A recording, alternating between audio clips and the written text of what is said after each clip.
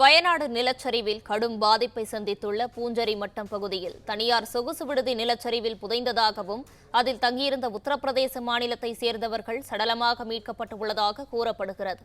இதுகுறித்த கூடுதல் விவரங்களை வயநாட்டில் உள்ள நமது செய்தியாளர் விஜயசுந்தரத்திடம் கேட்கலாம். வணக்கம் விஜயசுந்தரம், இது குறித்த முழு விவரங்களையும் பதிவு பண்ணலாம். வணக்கம்.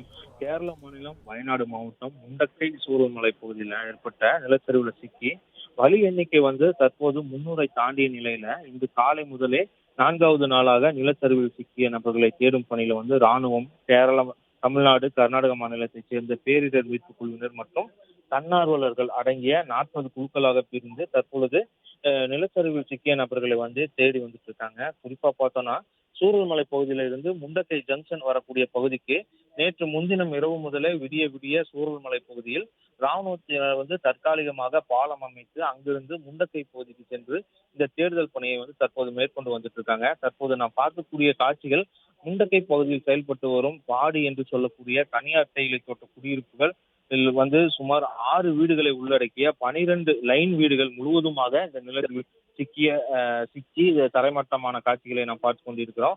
அது மட்டும் இல்லாம இந்த பயங்கர நிலச்சரிவு ஏற்பட்ட இடமான பொஞ்சேரி மட்டம் பகுதியில தற்போது தேடுதல் பணியானது நடைபெற்று வந்துட்டு இருக்கிறது. தற்போது இந்த பகுதியில வசித்து வந்த நபர்கள் தங்களின் வீடுகள் மற்றும் தங்களின் உடைமைகளை முழுவதுமாக இழந்து மிகப்பெரிய இந்த கோர நிலச்சரிவுல சிக்கி இருக்காங்க. இந்த நிலச்சரிவுல ஆண்கள், பெண்கள், குழந்தைகள் என இந்த நிலச்சரிவில் சிக்கி இதுவரை 300க்கும்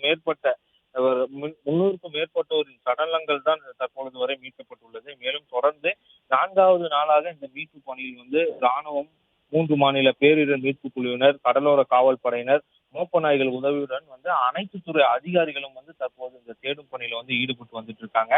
தற்போது நாம் பார்த்துட்டு இருக்கிற இந்த காட்சி இந்த பொஞ்சேரி மட்டம் பகுதியில இந்த நிலச்சரிவில் சிக்கியவர்களை மீட்கும் பணியானது நடைபெற்று வரக்கூடிய சூழ்நிலையில இந்த பகுதியில ஒரு தனியார் தங்கும் விடுதி இருந்ததாகவும் அந்த தங்கும் விடுதியில உத்தரப்பிரதேசத்தை சேர்ந்த மருத்துவர்கள் 2 பேர் தங்கிய நிலையில அவர்களும் இறந்த நிலையில மீட்கப்பட்டு தற்போது அந்த மேப்பாடி அரசு ஆரம்ப சுகாதார நிலையம் அருகே.